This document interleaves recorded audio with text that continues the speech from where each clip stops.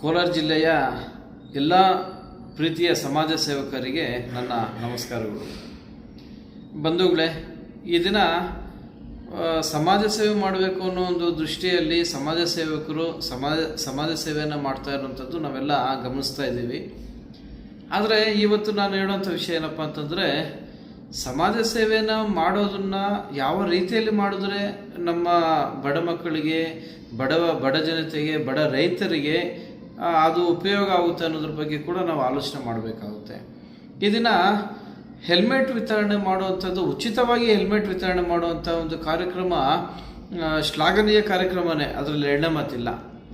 ಆದರೆ ನಾನು ಹೇಳುವಂಥದ್ದು ಏನಪ್ಪ ಅಂತಂದರೆ, ಹೆಲ್ಮೆಟ್ ಪರ್ಚೇಸ್ ಮಾಡದೇ ಇರುವಂಥ ವ್ಯಕ್ತಿಗಳಿಗೆ ನೀವು ಹೆಲ್ಮೆಟ್ ಕೊಡೋದಾದರೆ ಅದರಲ್ಲೂ ಶ್ಲಾಘನೆ ಮಾಡುವಂಥ ವಿಚಾರನೇ. ಆದರೆ ಲಕ್ಷಾಂತರ ರೂಪಾಯಿ ಕೊಟ್ಟು ಒಂದು ಟೂ ವೀಲರ್ನ ಪರ್ಚೇಸ್ ಮಾಡಿದವರು ಒಂದು 500 ರೂಪಾಯಿ ಹೆಲ್ಮೆಟ್ನ ಪರ್ಚೇಸ್ ಮಾಡೋದಿಲ್ವಾ ಅನ್ನೋದು ನನ್ನ ಒಂದು ಪ್ರಶ್ನೆ.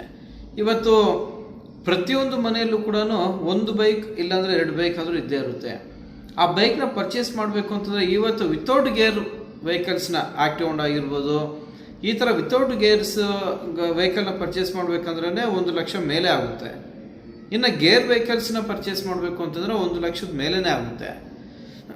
ಇಷ್ಟು ಲಕ್ಷಾಂತರ ರೂಪಾಯಿ ಕೊಟ್ಟು ಪರ್ಚೇಸ್ ಮಾಡುವಂಥವ್ರು ಒಂದು 500 ರೂಪಾಯಿ 1000 ರೂಪಾಯಿ ಹೆಲ್ಮೆಟ್ನ ಪರ್ಚೇಸ್ ಮಾಡ್ಕೊಳ್ದಿರೇ ಇರ್ತಾರ ಅನ್ನೋದು ನನ್ನೊಂದು ಪ್ರಶ್ನೆ.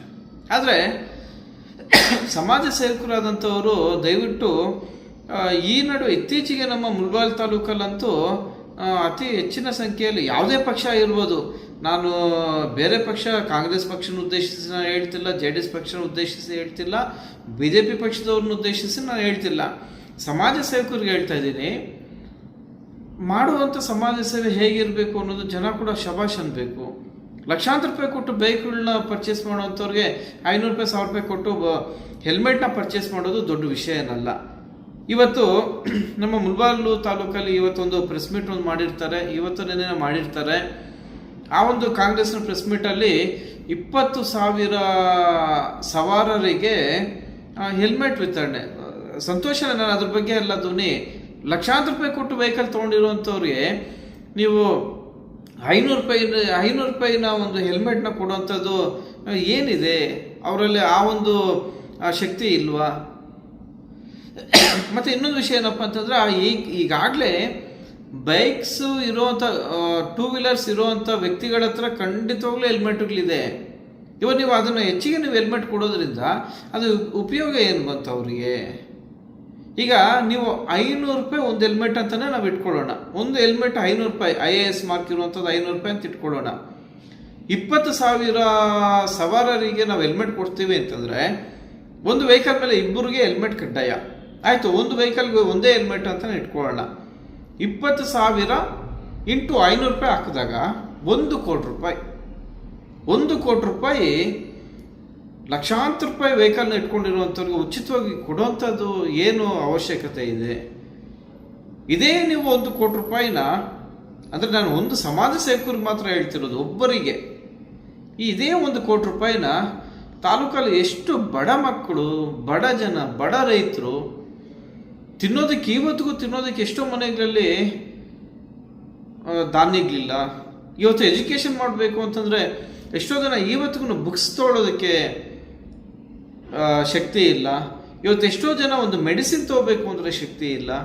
ಇವತ್ತು ಎಷ್ಟೋ ಜನ ಒಂದು ಹಾಸ್ಪಿಟ್ಲಲ್ಲಿ ತೋರಿಸ್ಬೇಕು ಅಂತಂದರೆ ಶಕ್ತಿ ಇಲ್ಲ.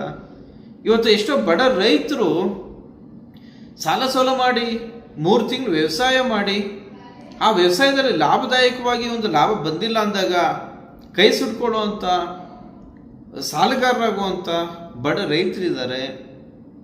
ಮತ್ತು ಎಷ್ಟೋ ಹಳ್ಳಿಗಳಲ್ಲಿ ಇವತ್ತಿಗೂ ಮನೆಯ ಚಪ್ಪಡಿ ಕಲ್ಲು ಇರುವಂಥವ್ರಾಗಿರ್ಬೋದು, ಹೆಂಚಿನ ಮನೆ ಇರುವಂಥವ್ರಾಗಿರ್ಬೋದು, ಮಳೆ ಬಂದಾಗ ಇವತ್ತಿಗೂ ಮನೆ ಸೋರ್ತಾ ಇದೆ. ಒಂದು ಪ್ಲಾಸ್ಟಿಕ್ ಎಷ್ಟೋ ಮನೆಗಳು ಇಟ್ಟಿಗೆ ಕಲ್ಲು ಗೋಡೆ ಕಟ್ಟಿರ್ತಾರೆ, ಪ್ಲಾಸ್ಟಿಕ್ ಮಾಡೋದಕ್ಕೆ ದುಡ್ಡು ಇರೋದಿಲ್ಲ. ಈ ರೀತಿಯಲ್ಲಿ ಅನೇಕ ರೀತಿಯಲ್ಲಿ ನಾವು ನೋಡ್ಕೊಂಡು ಹೋದಾಗ ಎಷ್ಟೋ ಬಡ ಮನೆಗಳಲ್ಲಿ ಹೆಣ್ಣು ಮಕ್ಕಳಿಗೆ ಒಂದು ಮದುವೆ ಸಂಬಂಧ ಸೆಟ್ ಆಗುತ್ತೆ ಅಂತಂದರೆ ಆ ಮದುವೆ ಸಂಬಂಧದಲ್ಲಿ ಒಡವೆ ಐಟಮ್ ಬೇಡ, ಅವರು ಆ ಒಂದು ಹೆಣ್ಣು ಮಗುಗೆ ಗಂಡು ಮಗುಗೆ ಬಟ್ಟೆ ಕೊಡಿಸೋದಕ್ಕೂ ಶಕ್ತಿ ಇರೋದಿಲ್ಲ. ಇಂಥವ್ರಿಗೆಲ್ಲನೂ ಇದೇ 1 ಕೋಟಿ ರೂಪಾಯಿನ ನಾವು ಹಂಚಿಕೆ ಮಾಡಿದಾಗ ಇದು ನಿಜವಾಗ್ಲೂ ಹಸಿದವನಿಗೆ ನಾವು ಊಟ ಇಟ್ಟಂಗೆ ಆಗುತ್ತೆ. ಸೊ ಹಾಗಾಗಿ ನಾನು ಹೇಳುವಂಥದ್ದು, ಲಕ್ಷಾಂತರ ರೂಪಾಯಿ ಇಟ್ಕೊಂಡಿರುವಂಥ ಸವಾರರಿಗೆ 500 ರೂಪಾಯಿ 1000 ರೂಪಾಯಿ ಹೆಲ್ಮೆಟ್ ದೊಡ್ಡ ವಿಷಯ ಅಲ್ಲ. ದಯವಿಟ್ಟು ಈ ಒಂದು ಸಮಾಜ ಸೇವೆ, ಈ ಒಂದು ರೀತಿ ಮಾಡ್ತಿರುವಂಥವ್ರಿಗೆ ನಾನು ದಯವಿಟ್ಟು ಇನ್ನು ಕೊಡ್ತೀನಿ ಅನ್ನೋದ್ರೆ ಖಂಡಿತವಾಗ್ಲೂ ಕೊಡಿ, ಸಂತೋಷನೇ. ಸವಾರಿಗೆ ಕೊಡಬಾರ್ದು ಅಂತ ನಾನು ಹೇಳೋದಂಥದ್ದೇನಲ್ಲ. ಜೊತೆಗೆ ಇವಾಗ ನಾನೇನು ಹೇಳಿದೆ, ಹಳ್ಳಿ ಕಡೆ ಬಡವರ ಒಂದು ಪರಿಸ್ಥಿತಿ, ಇದ್ರ ಬಗ್ಗೆ ಕೂಡ ನಾವು ಆಲೋಚನೆ ಮಾಡಬೇಕು ಅಂತ ಹೇಳ್ತಾ, ನನ್ನ ಮಾತಲ್ಲಿ ಏನಾದರೂ ತಪ್ಪಿದರೆ ದಯವಿಟ್ಟು ಕ್ಷಮೆ ಇರಲಿ. ಮತ್ತೊಂದು ವಿಷಯ, ಇತ್ತೀಚೆಗೆ ಈ ಸರಿ ನಮ್ಮ ಕರ್ನಾಟಕದಲ್ಲಿ ಅತಿ ಹೆಚ್ಚಿನ ಚಳಿಗಾಲ ಕೂಡ ಇತ್ತು, ನಾವೆಲ್ಲ ನೋಡಿದ್ದೀವಿ. ಈ ಚಳಿಗಾಲದಲ್ಲಿ ಎಷ್ಟೋ ಜನ ಫುಟ್ಪಾತ್ ಮೇಲೆ ಮಲಗುವಂಥವ್ರಿಗೆ ಬೆಡ್ಶೀಟ್ ಇಲ್ಲ. ಎಷ್ಟೋ ಮಕ್ಕಳನ್ನ ಬೆಡ್ಶೀಟ್ ಇಲ್ದಿರೋ ಗೋಣಿ ಚೀಲದಲ್ಲಿ ಅವ್ರಿಗೆ ಚಳಿಯಿಂದ ತಡ್ಕೊಳ್ಳೋದಕ್ಕೆ ಗೋಣಿ ಚೀಲ ಹೊಚ್ತಾ ಇದ್ರು.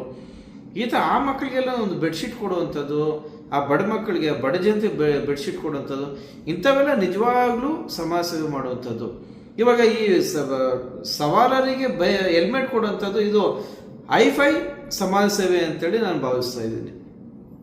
ಎಲ್ಲರಿಗೂ ಧನ್ಯವಾದಗಳು. ಜೈ ಹಿಂದ್, ಜೈ ಭಾರತ್ ಮಾತೆ.